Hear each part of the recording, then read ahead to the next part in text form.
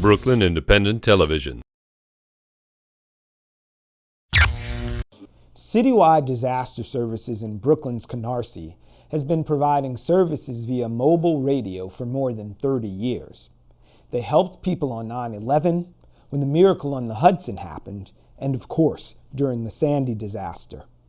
Julia Vassey has more. How to survive a disaster when the internet and phone lines are down and 911 calls do not get through. First responders who helped thousands of helpless families when Sandy hit New York say walkie-talkies and radio transmitters in times like this are worth gold. Keith Brooks runs a disaster operations center in Brooklyn's Canarsie. He connected people cut off from the outside world with emergency crews. We handed radios out to people like LIPA.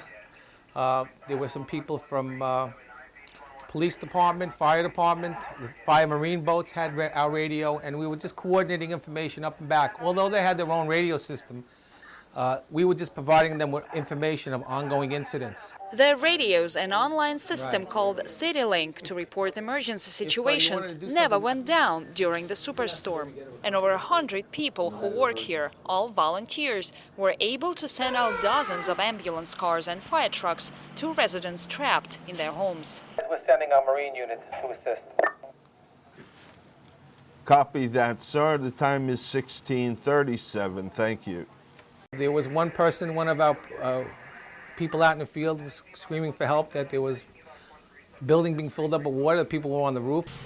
When the storm finally hit, we had one truck that was down in Brighton Beach, and as they were trying to make their way northbound away from the water, they kept coming up against flooded streets. They were watching police cars and civilian vehicles getting stuck in the water and starting to look like they were floating with people screaming for help, climbing out of their cars onto the roof of the vehicles and whatnot. It was a little hair-raising.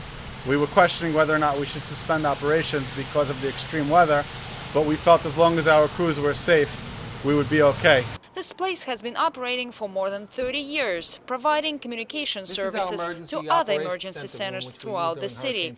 On the day of the national tragedy, 9/11, and when an airplane landed on water amid skyscrapers, making the miracle on the Hudson.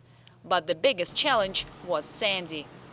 It was so widespread, the resources couldn't be brought in, the floodwaters, there was no water, the fires. It was just devastating to the whole area because it was so widespread. And we were the victims. We were the dispatchers, and we were the victims also, so it's pretty hard. It's one thing helping somebody when you're not involved, but when it's actually your house and your family, it really kind of hits home. And I had security cameras at my house, and through the internet on this screen over here, we were watching my house, and all of a sudden my house was basically destroyed. Keith equipped this whole operations center with mobile radios he made himself.